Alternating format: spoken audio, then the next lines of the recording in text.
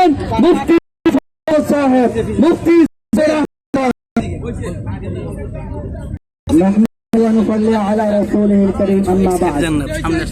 উপস্থিত হাজিরিন, যুদ্ধ অর্থনৈতিক যুদ্ধ আছে। আমরা ইয়াহুদীদের কালো হাত ভেঙে দিতে চাই। তো প্রাথমিকভাবে আমাদের পক্ষে যেটা সম্ভব, তাদের পণ্য বয়কট করে অর্থনৈতিকভাবে তাদেরকে আমরা পঙ্গু করে দিতে চাই ইনশাআল্লাহ। আমরা নিয়ত করি, দৃঢ় সংকল্প করি, আমি বেঁচে থাকতে বুঝে শুনে কোন ইয়াহুদী পণ্য ক্রয় করব না ইনশাআল্লাহ। ইসরায়েলি পণ্য, পণ্য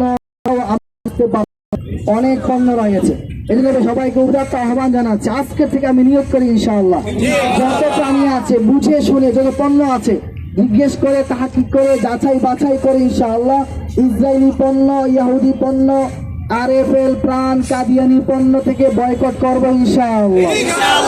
আল্লাহ তাআলা আমাদের সকলকে বুঝার আমল করার তৌফিক দান।